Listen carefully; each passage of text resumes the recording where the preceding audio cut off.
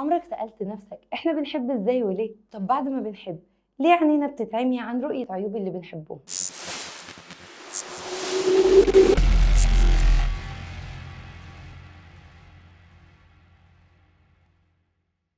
خلي بالك إن آلية حدوث الحب وإيه اللي يخلينا نحب شخص وننجذب ليه دون الآخر كانت محيرة للعلماء والباحثين لسنين كتير، وكان الاعتقاد السائد إن القلب هو اللي مسؤول عنه، والموضوع عبارة عن شوية تفاعلات كيميائية بتحصل جوه مخك، والقلب ملوش علاقة بالانجذاب ده لا من قريب ولا من بعيد. وخليني أقولك بسرعة ليه بنحب قبل ما أقولك على المفاجأة الكبيرة. مجرد ما عينك بتشوف حد وبتعجب بيه بتلاقي تلقائي كده هرمون معظمكم عارفينه اسمه الدوبامين بينتشر في جسمك زي الجراد، وده بيسموه وزير السعادة في الجسم، وبيوصفوه لمرضى الاكتئاب علشان يحسن من حالتهم المزاجية. فلما بتشوف الشخص اللي بتحبه بيجيلك شعور بالسعادة والاطمئنان، وده شعور كلنا بنحبه. فاللي بيحصل ان عقلنا دايما بيربط بين الشعور ده والشخص اللي سبب لنا الشعور ده، ومن هنا بيتولد الحب. طب هو فعلا القلب هو اللي بيحب؟ المفاجأة إن القلب ملوش علاقة خالص بشعور الحب، وضربات قلبك اللي بتزيد لما بتشوف حد بتحبه وهي بسبب تدفق الأدرينالين في دمك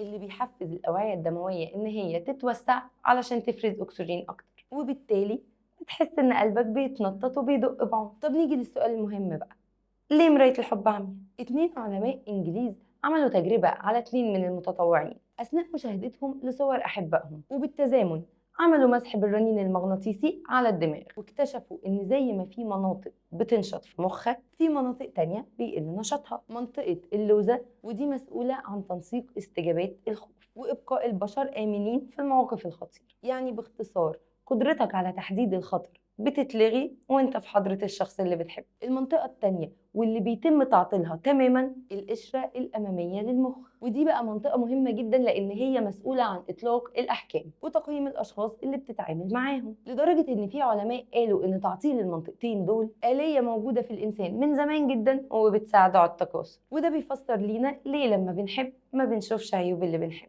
وبنلاقي دايما كل اللي حوالينا شايفينها وبيحذرونا منها كمان، واحنا بنراقب الخازوق أثناء تصنيعه واختراقه بمنتهى البلاهة والحماقة. بس كده.